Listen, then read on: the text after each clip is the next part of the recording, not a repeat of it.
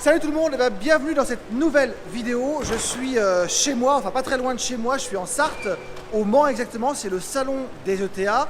Les ETA, pour ceux qui ne connaissent pas, c'est les entreprises de travaux agricoles.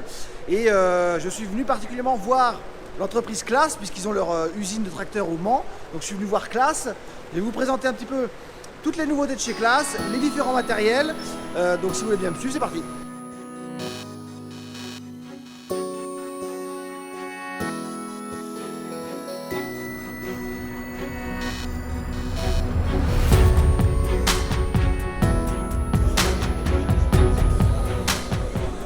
Bon, je me retrouve au milieu du stand Claas, devant l'Action TerraTrack 900. Je suis avec Marjorie, qui va s'approcher.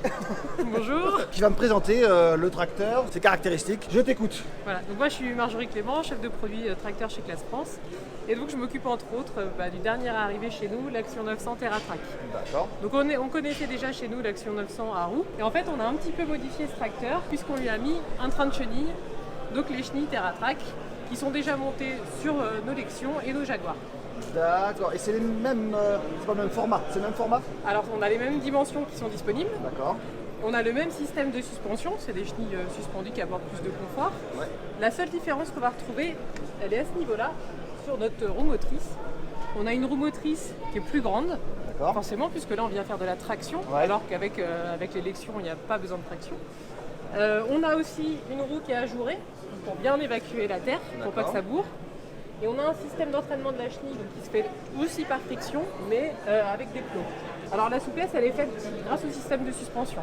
D'accord. Ah oui, il y a des vérins qui vont jouer sur les deux axes et des entraînements, des roues d'entraînement, quoi. Et donc l'intérêt de ces chenilles-là, c'est que ça va nous permettre d'avoir un autre point de suspension sur notre tracteur et donc d'avoir un confort incroyable. Donc on a deux modèles dans la gamme, Ouais. le 930 qui fait 355 chevaux et 960 qui fait 445 chevaux. On a, quand on regarde, on a des éléments qui sont communs au 900 à roue, donc tout l'avant du tracteur, le pont avant, on est sur un pont C'est avant, les mêmes, d'accord. voilà, aussi. pont avant suspendu qu'on retrouve sur les 900 à roue et qui permet d'avoir un comportement quand on tourne qui est hyper confortable. L'intérêt d'avoir mis les chenilles, c'est qu'on va avoir plus de traction Ouais. et on va avoir aussi moins de compaction au sol. Ça, c'est les gros intérêts. Il est fabriqué. Comment? J'ai Voilà. oublié de le dire, mais C'est- voilà. C'est ce que je voulais entendre. Donc il est fabriqué en Sarthe. Voilà.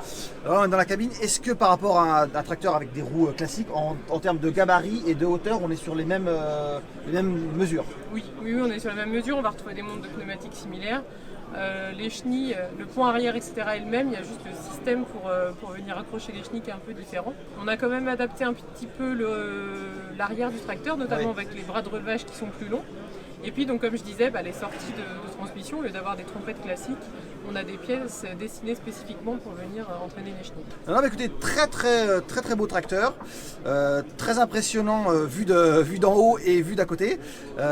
Puisque je vous propose maintenant, c'est de continuer le petit tour du stand. Donc maintenant, je me retrouve devant le Xerion 4000, donc le Saddle Track Kaweco.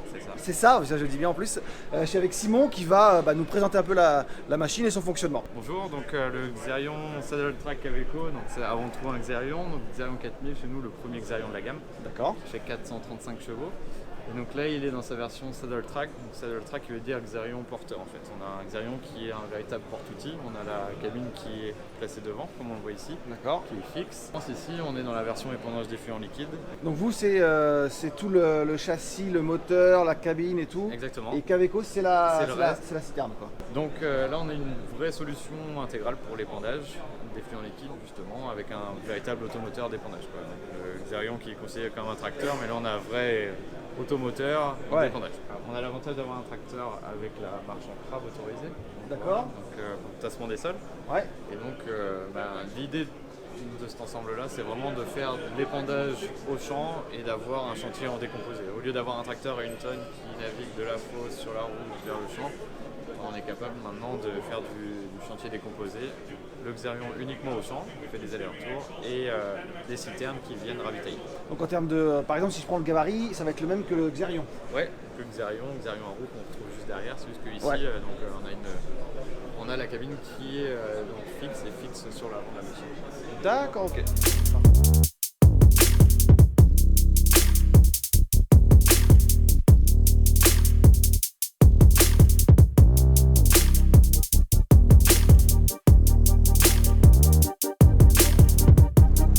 Donc maintenant, on reste sur le stand de classe et je suis devant la Lexion 7700 avec Thibaut qui va nous présenter un peu la machine, la bête. Alors en effet Étienne, donc là on est sur une 7700, c'est une machine dont on s'est servi pour faire plusieurs tests cet été en France, donc c'est la nouvelle génération de Lexion. Alors qu'est-ce qu'elle a cette particularité, cette machine? Déjà, c'est qu'on est sur un nouveau système de battage à l'intérieur sur lequel on a mis un batteur plus grand, donc l'idée c'est d'avoir un plus grand diamètre mais surtout d'avoir une surface au contre-batteur plus importante. D'accord. Ensuite sous les rotors il y a un peu des choses qui ont changé, tout simplement pour augmenter les performances des Lexion tout simplement en France. Donc là 7007, ça veut dire quoi? Ça veut dire tout simplement 549 chevaux sur un châssis étroit 5 secours. Donc on lui a mis une coupe de 10,80 m flex. On a fait 363 hectares, un peu plus de 1500 km sur la route avec les chenilles. Parfait, donc maintenant on va aller voir les secoueurs et tu vas m'expliquer les nouveautés? Ouais, pas de problème. C'est parti. Donc, je vous propose de plonger dans les entrailles d'une Lexion A-Square. Donc là on est sur un châssis 6 square avec la maquette du système de battage et juste derrière la maquette des squares. Alors ce qu'on a là, Étienne, ça a battu le record du monde déjà pour une machine qui est assez jeune. Ouais. C'est-à-dire qu'on a été capable pour une machine à square de maintenir plus de 44 tonnes de grains sortis pour une machine à square pendant 8 heures. Donc lui a mis une coupe de 10,80 m. 10,80 m sur 6 squares, c'est peu commun, c'est une chose qu'on n'avait jamais faite en France. On va commencer à faire. Et quel est le secret de ce débit de chantier beaucoup plus important? Il se cache tout simplement devant nous. Donc on a également un gros batteur qui a été augmenté en diamètre, mais ce qui est intéressant, c'est qu'on a beaucoup plus de surface sur le contre-batteur. À cela, on est venu ajouter un séparateur, donc tout simplement pour l'objectif, c'est d'avoir 80-90% du grain qui tombe ici. Alors si on reprend tout depuis le début, l'avantage de ce système également, c'est que tout est synchronisé. Donc là, on imagine qu'on est au champ en mois de juillet.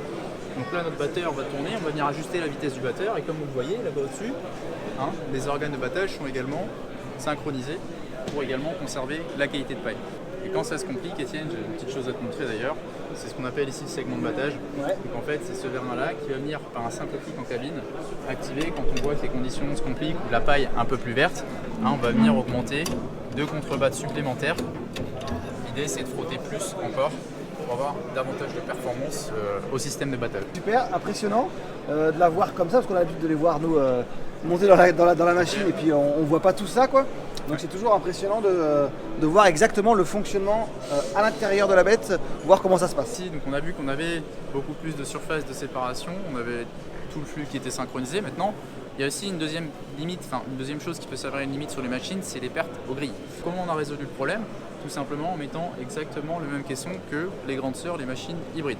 Concrètement, Étienne, on prend une Lexion 5000 à 5 secoueurs, elle hérite du même caisson qu'une Lexion 760. Donc là, on parle d'un caisson Jetstream, donc qui est habitué à avoir des volumes de récolte beaucoup plus importants. Donc on est venu augmenter la chute de plus de 50%, 56% exactement. Et puis le flux d'air qu'on voit à cette première chute, il est beaucoup plus vertical pour mettre en suspension le maximum de menu paille et de balles. On voit là, et ce qu'on a vu tout à l'heure, c'est dans cette machine-là. Tout ça, ça rentre dedans. Donc il m'a donné la clé. Donc je la prends, je vais à la maison et on essaye de battre le maïs. Hop, on va rentrer dans la cabine. Le contact, j'ai la clé, je le mets là Simplement. et je tourne. Bon, c'est toujours impressionnant quand c'est neuf. Non, elle est pas neuve, Elle est pas neuve. 360 hectares. Ouais. Oui, c'est vrai, ouais, elle a fait 360 hectares. Alors ici, donc on a un nouvel écran de travail. Donc en fait, ça permet de simplifier également pour les chauffeurs. Le tactile, c'est très simple, il suffit juste de cliquer là où je veux régler. Donc l'écartement du contre-batteur est juste au-dessus, la vitesse du batteur. Donc globalement, par exemple, là, si on irait toucher au rotor cette fois-ci, qu'est-ce que tu ferais sur l'écran? Sur les rotors là? Ouais, les rotors. Donc ça, c'est juste l'écartement. Il suffit juste de cliquer la partie sur la machine que tu veux venir ajuster. Dans la machine Recon, on utilise aussi des algorithmes avec le CMOS automatique. Donc c'est-à-dire que la machine qu'on a en face de nous, elle dispose d'une intelligence artificielle. Pourquoi je me permets de dire ça aussi? Parce qu'on l'a pu aussi également cet été, c'est qu'en fait on peut bluffer la machine, mais on verra que l'intelligence artificielle reprend toujours le dessus. Je te prends l'exemple, on était dans une parcelle de blé, on a renseigné notre Lexion, maintenant la Lexion on va faire du colza. D'accord. On lui a menti, on a dit qu'on allait la régler en colza. Ouais. Et puis en fait le logiciel et la caméra a vu qu'il se passait quelque chose avec des réglages qui n'étaient pas appropriés de base. Et le CMOS a pu corriger automatiquement la machine pour trouver les paramètres idéal pour le blé. Voilà. D'accord. Donc ça, je peux faire des compromis. Par exemple, si tu vas faire ta semence pour semer, tu vas dire voilà, je veux un blé assez propre, je veux un battage assez doux. A l'inverse, maintenant Étienne, si tu veux faire une moisson qui va se passer un petit peu en mode débit de chantier. Hein, on va juste mettre ses stratégies sur la droite. D'accord. Voilà. Donc cet écran là c'est l'écran du CMOS, c'est juste les 3 réglages qu'on va faire sur la machine pour communiquer, pour faire en sorte qu'on en tire ce qu'on veut, hein, par exemple une qualité de grain ou un débit de chantier. Et puis là ça va être le réglage de base de notre machine et ici simplement le GPS. Ouais, là-haut c'est le GPS. Voilà. Ce que je vous propose maintenant, c'est d'aller encore faire un petit tour. On va aller voir d'autres machines. Et puis c'est parti.